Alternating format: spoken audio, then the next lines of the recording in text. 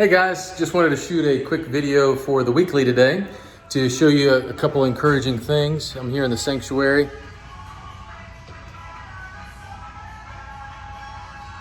He's doing some painting. They're doing some painting in the back there. Things are coming along really well. I just wanted to shoot a quick video to you to just do something a little different, and hopefully this is encouraging to you, because one of the things that I talked about on Sunday in the sermon was, how do we encourage unity? How do we promote unity? How do we build unity in our church? And one of the things I shared was welcoming other people into your life, welcoming other people to speak into your life.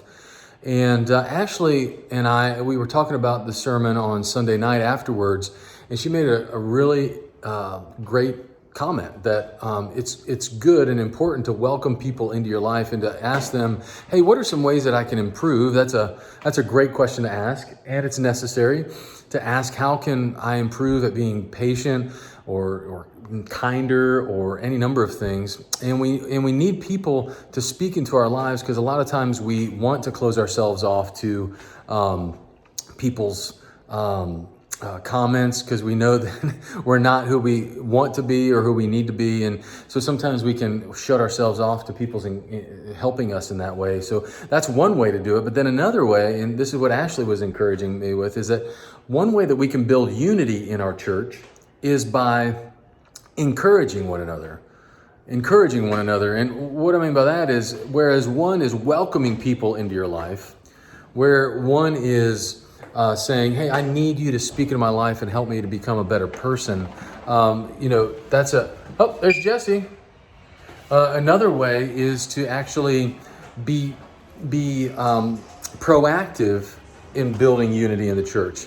And one way to do that is to tell folks, hey, when you said such and such in Sunday school, or when I saw you encouraging that person, that you acknowledge that people are growing. You acknowledge that people are certain aspects of their spiritual gifts, that they are actually encouraging you to be a better person, to grow in your love for the church and those kind of things. And so I think it's a really great reminder that we don't want to just welcome people to speak into our lives, which is true, but it's also true that we want to speak into other people's lives and encourage them to walk closely with Jesus, to say, hey, when you made that comment, or when you served in that way, that meant a lot to me.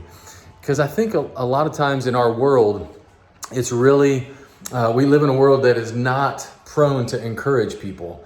And what would it look like if our church pursued unity by encouraging one another? You see that throughout Paul's letters too, right? That he was adamant in encouraging people, even the Corinthians, who a lot of times are beat up, like, oh man, they really had it bad. But even with the Corinthians, he was encouraging them. He was saying, I know that you love Jesus, and I am encouraged by your desire for spiritual gifts, for example.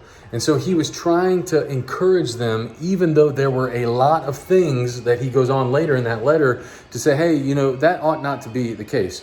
And so I just wanted to shoot a quick video, do, like I said, something a little different for the weekly, to be able to say, let us encourage one another. Let us build one another up, because when we're building one another up, we are promoting unity. We're taking Jesus' words in John 17, and we are applying them to our lives. So I hope you're having a great week, and I look forward to seeing y'all on Sunday.